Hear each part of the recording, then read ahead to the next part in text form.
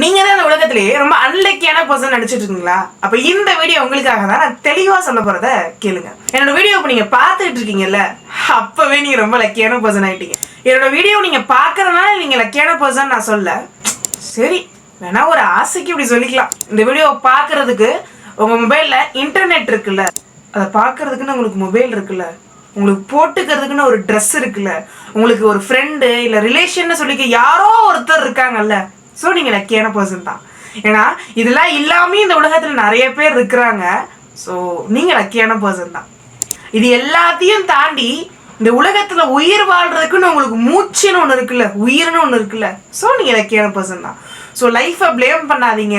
சும்மா அன்லக்கியான பர்சன் நினச்சிக்கிட்டே இருக்காதீங்க. No, you are the most luckiest person in this வேர்ல்டுன்னு நீங்கள் நினைங்க, நீங்கள் உணருங்க.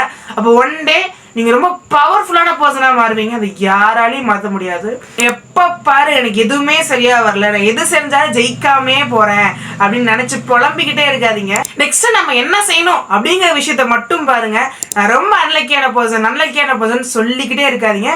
You are the most luckiest person in this வேர்ல்டுங்கிறத விடுங்க. அண்ட் எப்போ பாரு நான் ரொம்ப அன்லக்கியான பர்சன் சொல்லி புலம்பிக்கிட்டே இருக்க உங்கள் ஃப்ரெண்டை டேக் பண்ணிட்டு, அப்படிலாம் இல்லை நம்மளும் லக்கியான பர்சன் தான் சொல்லி ஆறுதல் விட்டுங்க. என் ஃப்ரெண்டை நான் கமெண்ட்ஸில் டேக் பண்ணி வைக்கிறேன். அதே மாதிரி உங்கள் ஃப்ரெண்ட்ஸையும் டேக் பண்ணிட்டு போங்க.